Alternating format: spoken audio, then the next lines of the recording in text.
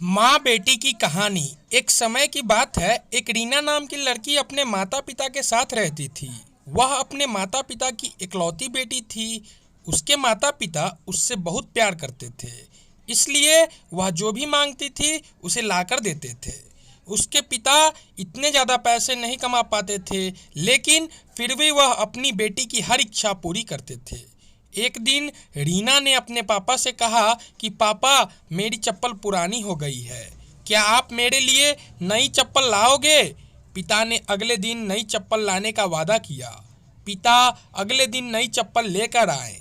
रीना नई चप्पल देख बहुत खुश हुई और चप्पल पहनकर पूरे दिन मोहल्ले में उछल कूद करती रही।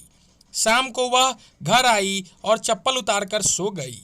अगली सुबह रीना वह चप्पल नहीं पहनती है और अपनी पुरानी चप्पल पहनकर खेलने चली जाती है। मम्मी से कहकर जाती है कि मम्मी, मुझे ये चप्पल पसंद नहीं है, मैं अपनी पुरानी चप्पल ही पहनूंगी। उसकी ये बात उसके पापा सुन लेते हैं। इतने में रीना बाहर खेलने भाग जाती है। रीना के पिता उसके पीछे गए और उसे अपने पास बुलाकर कहा कि बेटा, अगर तुम्हें नई चप्पल नहीं पहननी थी तो तुमने क्यों मंगवाई, और तुमने उसे कल पूरे दिन पहनकर रखा। अब हम इसे वापस दुकानदार को भी नहीं दे सकते हैं।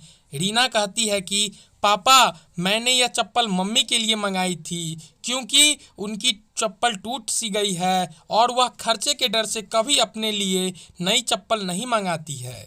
इसलिए मैंने वह चप्पल कल पूरे दिन पहन कर रखी, ताकि मम्मी उसे वापस करने को ना बोल सके। अपनी बेटी की यह बात सुनकर पापा बहुत गर्व महसूस करते हैं और दरवाजे पर खड़ी मम्मी भी बेटी की बात सुन रही थी। वह भी मन ही मन बहुत खुश हुई कि इतनी सी बच्ची में इतनी समझ है।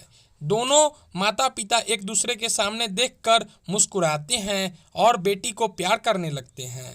इस कहानी से हमें यही सीख मिलती है कि हमेशा अपने माता पिता की मजबूरी को समझना चाहिए।